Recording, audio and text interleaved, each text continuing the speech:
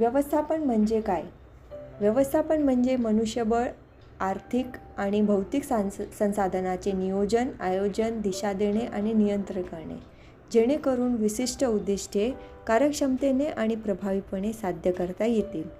व्यवस्थापनामध्ये लोकांच्या प्रयत्नाने समन्वय साधून गतिशील वातावरणात उद्दिष्ट साध्य करण्यावर भर दिला जातो. व्यवस्थापन हे एक कला आहे, ज्यासाठी आंतरवैयक्तिक कौशल्ये आवश्यक आहेत. तसेच हे विज्ञान देखील आहे, जे सिद्धांत आणि तंत्रावर आधारित आहे. विद्यार्थी मित्रांनो, आता आपण बघणार आहोत व्यवस्थापनाची वैशिष्ट्ये. नंबर 1, उद्दिष्ट केंद्रित. व्यवस्थापन विशिष्ट उद्दिष्ट साध्य करण्यावर लक्ष केंद्रित करते. सर्व उपक्रम हे आर्थिक, कार्यात्मक किंवा धोरणात्मक उद्दिष्टे पूर्ण करण्यासाठी एकत्रितपणे कार्य करतात. नंबर 2, सार्वत्रिक.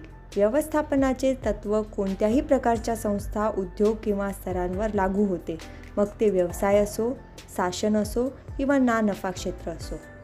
नंबर 3, गतिशील. व्यवस्थापन लवचिक आहे आणि अंतर्गत तसेच बाह्य वातावरणातील बदलांसाठी, जसे की तांत्रिक प्रगती, बाजारातील प्रवृत्ती किंवा स्पर्धेसाठी स्वतःला जुळवून घेत असते.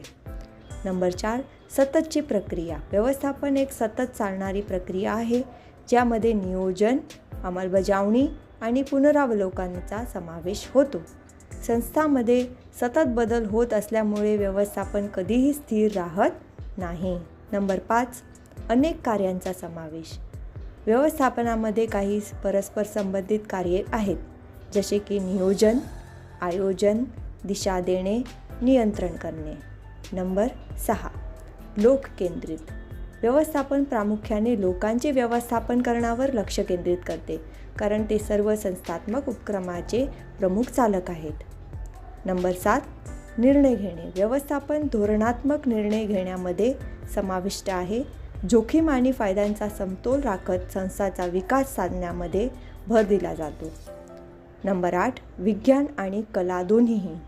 व्यवस्थापन शास्त्रीय तत्त्वे आणि पद्धतीचा वापर करते, तसेच सर्जनशीलता, अंतर्ज्ञान आणि आंतरवैयक्तिक कौशल्ये याची आवश्यकता ह्याच्यामध्ये असते.